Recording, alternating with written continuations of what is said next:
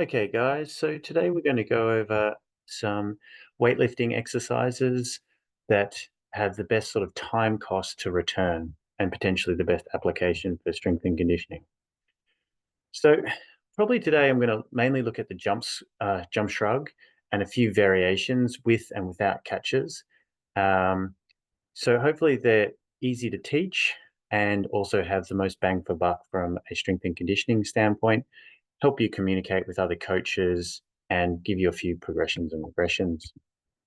So, just quickly, um, in terms of on a group level, when we look at weightlifting exercises, which is in this case a program with one or more weightlifting exercises, variations of the barbell snatch, clean, and jerk, with other accessories like squats and deadlifts, things like that.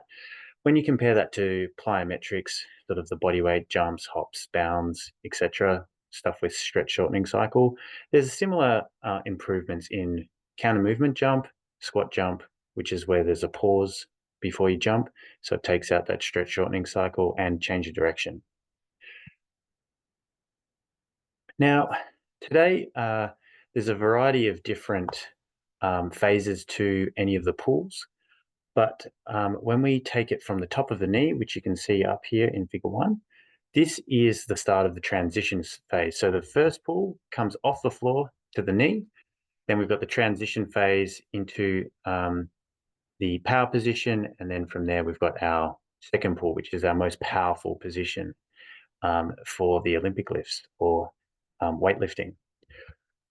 So when we're starting from the knee up over here, we can see that he's caught the barbell in the rack position, and that's sort of a power clean because or hang power clean. So it's done from the hang position, not off the floor. So he's brought it up to catch it on his shoulders, and power refers to his hips being above his knees. Now, figure three, probably today we'll go over the most. This jump shrug, you can see they've just followed through and just jumped off the ground with straight arms. So essentially, you're just transferring all that force into the ground and jumping, and you've got that really nice triple extension there. So it's a very athletic movement. Oops. And down here, figure four, we've got a high pull. You can see that the bar's gone really high here, and the arms are coming up to be almost parallel with the ground or slightly above. So he's lost that sort of internal rotated position. He's just got a bit of wrist flexion there, but he's still touching the ground. So he's transferred that force into the bar and it's being projected upwards. And down over here, these are the clean pull where the bar's looking to move up. Maybe not quite as high as that high pull position, um, and but he's not getting it as high because it's heavier. And likewise with the snatch pull with the wider grip, it's not coming up quite as far. Now, whoa, as you can imagine, the jump shrug is potentially the easiest to teach. And when we compare the hang power clean, the jump shrug, and the hang high pull to, or when we compare them with a variety of different loads standardized by the 1 rep max hang power clean, so we've got a 30%, 45, 65, and 80%. When you look at the jump shrug here, you can see that it's got the highest average landing force. So for a long time, it was thought that having the catch was important for that landing force. But really, when you're doing that jump shrug, when it's a lighter weight, you're obviously going to jump further off the ground, but you're coming back down with an equal amount of force. So that's why it's sort of, especially when the intention's high, to jump as high as possible. That's where it's got that sort of flat kind of relationship there. So you can see the force is much higher across all of those. Whereas with the other ones, they start to increase as the weight goes up a little bit, but they aren't as potentially useful for that landing force, which gives you a really interesting tool for teaching you to absorb force. Okay, so when we look to pull from the floor or from the knee or from the mid thigh. So the power clean would be off the floor. the hang power clean would be from the knee, and the mid thigh, as the name implies, is that sort of hang variation, but you only go down to the middle of your thigh. And you can see with 60% of that hang power clean performance, you actually get greater force applied and greater power when you have that shorter range motion, which makes sense because it's the same weight, you're not increasing the weight. So by reducing the range of motion, you force people to apply more force.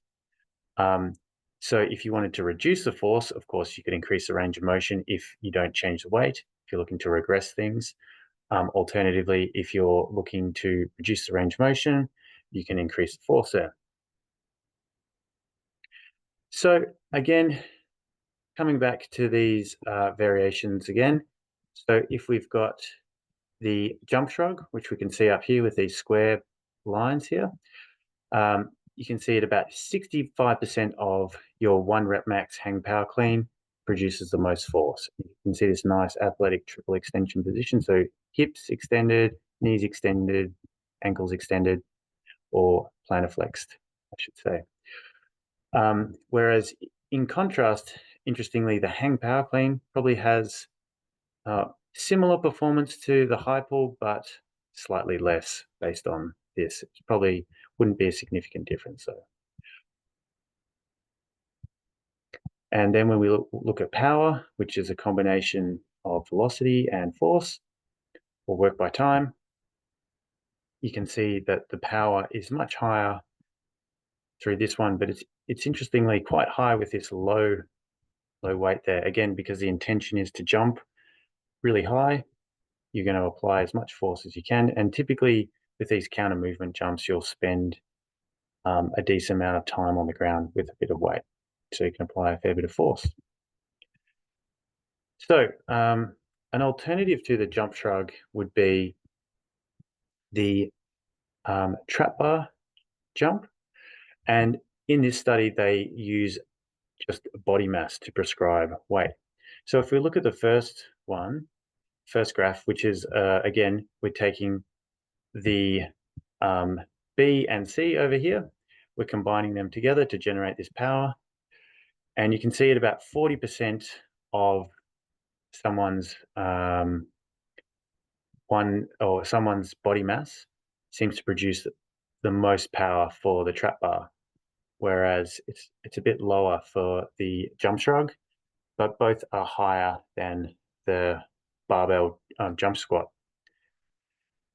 If we look at the force production is the highest for that jump shrug variation, followed by the trap bar, but there's only one point where there's a significant difference between the jump squat. And coming down over here, the trap bar actually has the highest velocity. So you can see here that we've got this linear positive relationship, particularly for the trap bar, and then for all the lifts, we've got that linear negative relationship, which is what you expect as the weight gets heavier. Assuming the intention for all weights is done with the intention to move it as quickly as possible, you can see you've got that linear negative relationship. Okay, so here we've got a sort of theoretical model for the different weightlifting variations and where they sit on the force velocity curve. And the idea behind that would be sort of getting different training effects by selecting different variations. I like it because you've got the jump shrug here, so you can see that it's a very high velocity, but as we've seen before, you can actually move through and get some pretty good force application and power application. And if we move down the list, we can see down here, we've got the clean and snatch pulls from the floor. Again, you don't have the catch in there, so it makes it a little bit easier to teach. And then you've got the clean and snatch pull from the knee. So you've got some different options here. So you've got the jump shrug for those higher velocity, and you can move it down. And then you've got some variations from the knee or from the floor. And then we've got the counter movement shrugs, basically loading up really heavy, bring it down, and then just trying to jump off the ground, but you won't leave the ground. You can just barely shrug. Now, here is the researched areas in the blue. So that sort of gives you an indication of what's been researched and what they've found, and their red is sort of theoretically where it should also sit. So again, you can see the jump shrug has probably some of the biggest application there.